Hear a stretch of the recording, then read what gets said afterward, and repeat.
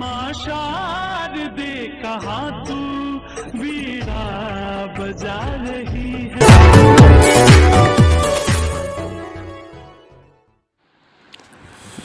Good morning students. आज हम 6th class में संकलित पाठ पार नज़र के इस पाठ के प्रश्न उत्तर कर रहे हैं।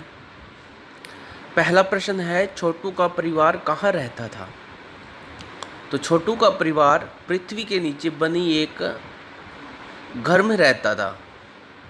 वे यंत्रों की मदद से अपना जीवन बिताते थे। उनका सुरक्षा जाल यंत्रों से संचालित होता था। प्रश्न नंबर 2 है, छोटू को सुरंग में जाने की इजाज़त क्यों नहीं थी? पाठ के आधार पर लिखो। तो इस सुरंग में सुरक्षा कारणों से आम आदमी को जाने की मनाही थी। यहाँ केवल वह व्यक्ति जा सकता था जिसके पास सिक्योरिटी पास हो। छोटू के पास सिक्योरिटी पास नहीं था। इसके अलावा सुरंग में कई तरह के यंत्र लगे थे। वहाँ केवल उन यंत्रों की देखभाल करने का काम करने वाले लोग जा पाते थे। यही कारण था कि छोटू को सुरंग में जाने की इजाज़त नहीं थी। प्रश्न नंबर 3 है, कंट्रोल रूम में जाकर छोटू ने क्या देखा और वहाँ उसने क्या हरकत की? कंट्रोल रूम में जाकर छोटू ने अंतरिक्ष यान क्रमांक 1 देखा। उस यान से एक यांत्रिक हाथ बाहर निकाल रहा था। हर पल उसकी लंबाई बढ़ती जा रही थी। छोटू का पूरा ध्यान कंसोल पैनल पर था जिस पर कई बटन लगे थे। यही लगे लाल बटन को छोटू दबाना चाहता था। अंत में उसने अपनी इच्छा नहीं रोक पाई। उसने उसका लाल बटन दबा ही दिया। बटन दबते ही खतरे की घंटी बज उठी। अपनी इस गलती पर उसने अपने पिता से एक थप्पड़ भी खाया, क्योंकि उसके बटन दबाने से अंतरिक्ष यान की क्रमांक 1 का यांत्रिक हाथ बेकार हो गया था। प्रश्न नंबर 4 है, इस कहानी के अनुसार मंगल ग्रह पर कभी आम जनजीवन था, वह सब नष्ट कैसे हो गया? लिखो। तो एक समय था जब लोग मंगल ग्रह पर जमीन के ऊपर रहते थे।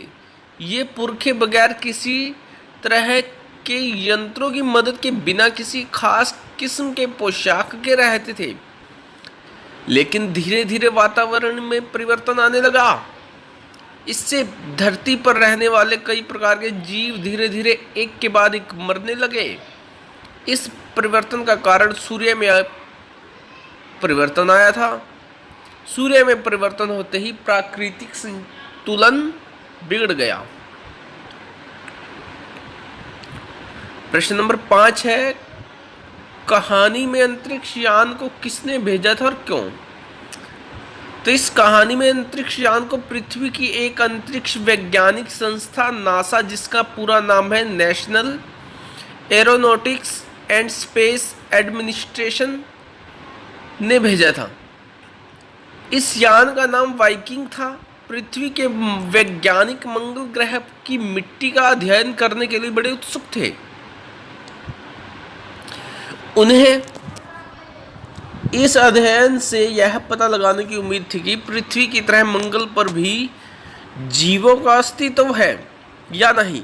इसी उद्देश्य से नासा ने अंतरिक्ष यान भेजा था। प्रश्न नंबर 6, 1 नंबर, 2 नंबर और 3 नंबर अजनबी से निपटने के कौन से तरीके सुझाते हैं और क्यों? नंबर 1 का कहना था कि इस अजनबी यान में केवल यंत्र हैं। हम इसको स्पेस में ख़त्म करने की क्षमता रखते हैं, मगर इससे फिर भी कोई जानकारी हासिल नहीं होगी। ज़मीन पर उतरने को मजबूर करने के लिए हमारे पास यंत्र नहीं है। यदि वह खुद ब खुद ज़मीन पर उतर आए तो हम इसे बेकार करने की क्षमता रखते हैं। नंबर 2 वैज्ञानिक थे। उन्होंने उन यानों को बेकार न करने का सुझाव दिया। उनका विचार था कि उन्हें बेकार कर देने से दूसरे ग्रह के लोग हमारे बारे में जान जाएंगे। जिन लोगों ने ये अंतरिक्ष यान भेजे हैं वे भविष्य में इनसे भी बढ़िया अंतरिक्ष यहाँ भेजेंगे।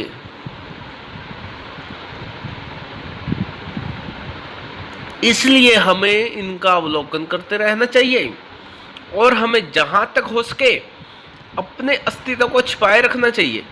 नंबर 2 ने अध्यक्ष महोदय से प्रार्थना की कि हमारे यहाँ ऐसा प्रबंध किया जाए जिससे अन्य ग्रह वालों को यह लगे कि यहाँ पर कोई ऐसी चीज नहीं है जिससे उन्हें लाभ हो। नंबर 3 अध्यक्ष से और उनका दायित्व सामाजिक व्यवस्था की देखभाल करना था। नंबर 3 की राय थी यहाँ जहां तक हो सके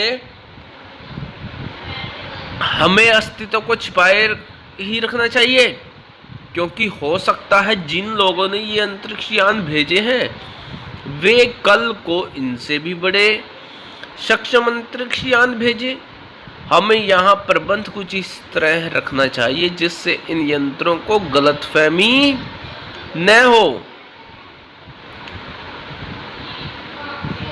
कि इस जमीन पर कोई भी चीज इतनी महत्वपूर्ण नहीं है कि जिससे वे लाभ उठा सके। अध्यक्ष महोदय से हम यह दरख्वास्त करते हैं कि इस तरह का प्रबंध हमारे यहाँ किया जाए। तो ये 6 प्रश्न है इस पाठ के अभ्यास के प्रश्न उत्तर, जिन्हें आपने अपनी कॉपी में राइट करना है।